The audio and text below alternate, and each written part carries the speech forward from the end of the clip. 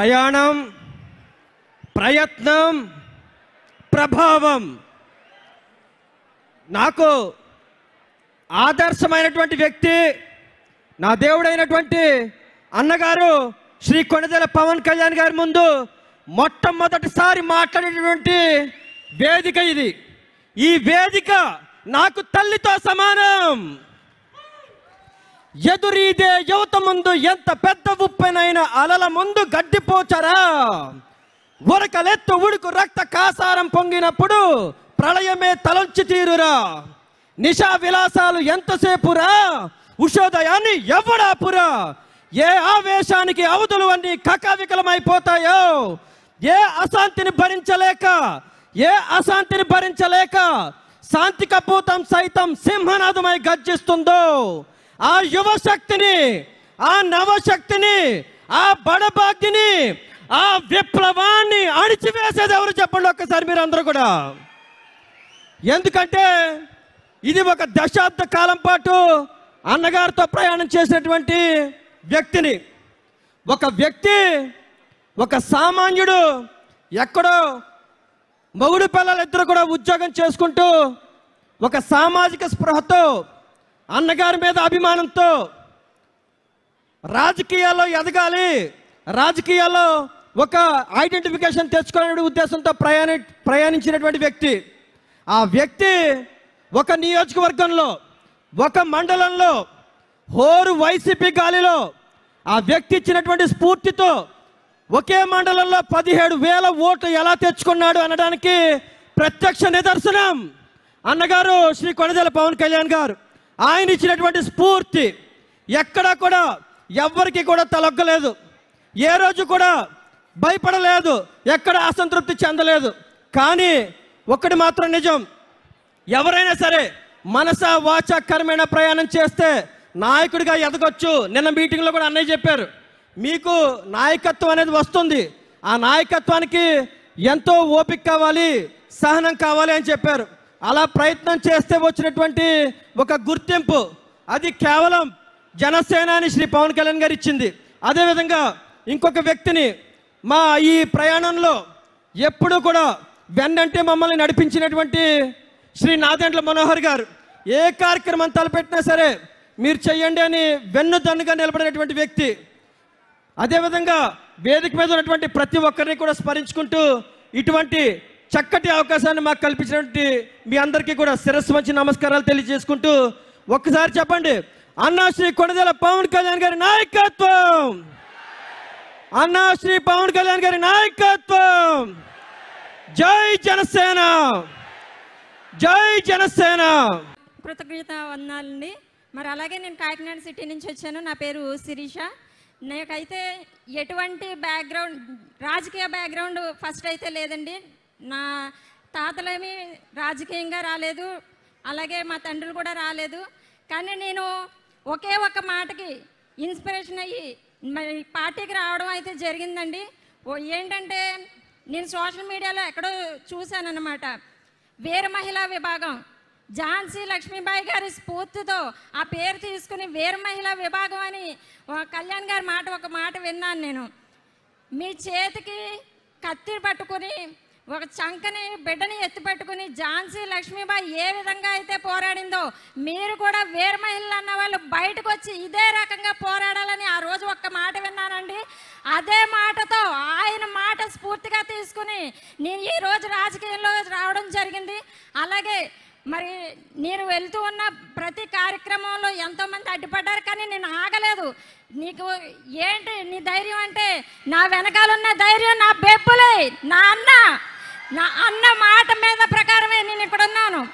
ఆయన కంటి చూపు చాలు మనకి, మనం ఎలా ఉన్నామో డిసైడ్ చేస్తాడు. ఆయన చిరునవ్వు చాలు మనం ఎలా ఉన్నామో తెలియజేయడానికి. ఆ మాటతోనే ఇక్కడి వరకు వచ్చానండి. ఈ అవకాశం ఇచ్చిన మా అన్నయ్యకి కృతజ్ఞతలు తెలియజేసుకుంటున్నాను. థ్యాంక్ యూ అమ్మా. సేనాపతి శేషు, నర్సీపట్నం. వేదిక మీద ఉన్నటువంటి పెద్దలందరికీ నమస్కారం అండి. మాది అనకాపల్లి జిల్లా నర్సీపట్నం నియోజకవర్గం మాకర్పల్లి మండలం అండి, జీకోడూరు గ్రామం. పవన్ కళ్యాణ్ గారు పార్టీ పెట్టిన తర్వాత ఒక మాట చెప్పారు, రబ్బర్ చెప్పులు వేసుకొని పూరు గురించి వచ్చిన వాళ్ళతో రాజకీయం చేస్తున్నారు. దానికి ఉదాహరణ నేనండి. 2020లో నేను మా గ్రామం నుండి ఎంపీటీసీగా పోటీ చేయడం జరిగిందండి. మా తల్లిదండ్రులు కానీ మా తాతలు ఎవరో రాజకీయాల్లో లేరు. కానీ ఆ పవన్ కళ్యాణ్ గారిని స్ఫూర్తిగా తీసుకొని నేను 2020లో కేవలం నా వెనకాల నాయకులు లేకపోయినా సరే ఒక 15 మంది జన సైనికులతో పాటు ప్రచారం చేసి వాళ్ళ చందాలతో ప్రచారం చేసి నేను ఎలక్షన్లో పార్టిసిపేట్ చేయడం జరిగింది. ఆ ఎలక్షన్లో కేవలం నేను 13 ఓట్లతో మాత్రం ఓడిపోయానండి. 912 మంది మా గ్రామ ప్రజలు నాకు ఓట్లు వేశారు.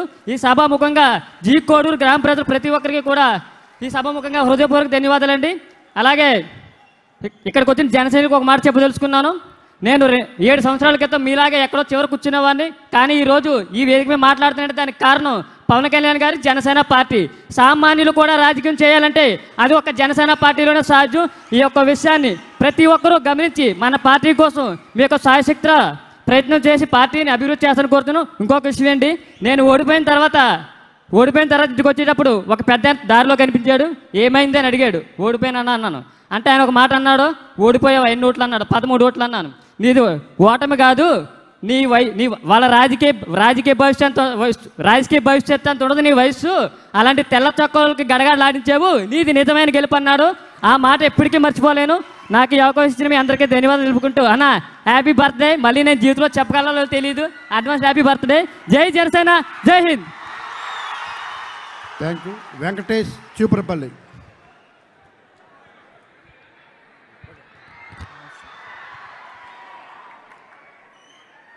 వేదిక మీద ఉన్న పెద్దలందరికీ, అలాగే జనసేన పార్టీ అధ్యక్షులు, రాష్ట్ర ఉప ముఖ్యమంత్రి, మన అందరికీ ముఖ్యమంత్రి అయిన శ్రీ పవన్ కళ్యాణ్ గారికి ధన్యవాదాలు ఈ యొక్క అవకాశం ఇచ్చినందుకు.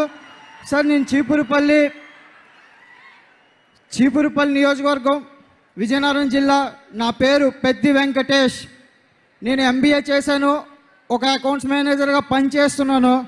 ఒక అకౌంట్స్ మేనేజర్గా పనిచేస్తున్న వ్యక్తిని తీసుకొచ్చి రాజకీయాల్లో నిలబెట్టిన వ్యక్తి శ్రీ పవన్ కళ్యాణ్ గారని మళ్ళీ మన జన సైనికులందరికీ తెలియజేస్తున్నాను సార్. ఒక సామాన్య కుటుంబం నుంచి నేను ఈరోజు వచ్చాను సార్.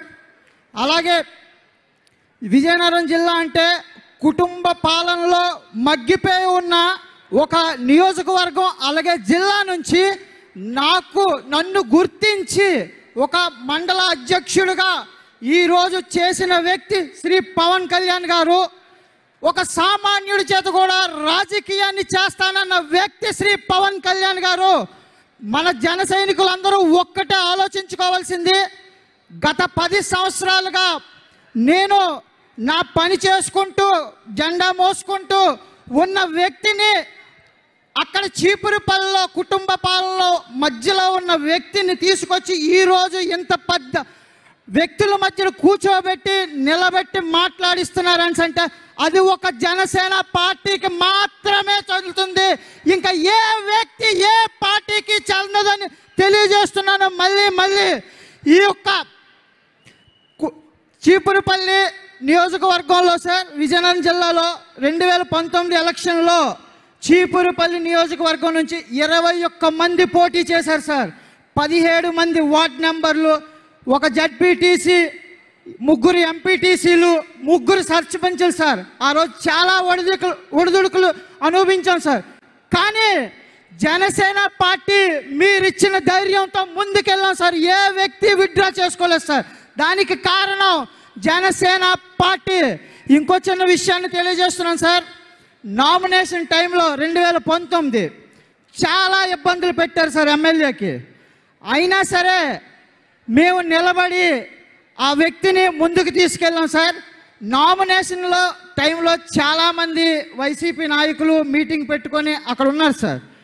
కానీ అక్కడ జన సైనికులు మాత్రం ఆ వ్యక్తిని నామినేషన్ వేయించకుండా ఉండడానికి అడ్డుగా నిలబడిన ధైర్యం మీరే ఇచ్చారు సార్. అది ఒక వ్యక్తిని ఆపగలిగే ధైర్యం అది మీరే ఇచ్చారు సార్. నిజాయితీకి మారు పేరు మీరే సార్. మళ్ళీ తెలియజేసుకుంటున్నాను, సామాన్యుని తీసుకొచ్చి ఈ వేదిక మీద నిల్చోబెట్టిన వ్యక్తి జనసేన పార్టీ అధినేత శ్రీ పవన్ కళ్యాణ్ గారు మాత్రమే. దయచేసి అందరూ గుర్తించి పార్టీ కోసం ఆహర్నిశలు కష్టపడి ముందుకెళ్దామని తెలియజేసుకుంటూ జై జనసేన, జై హింద్.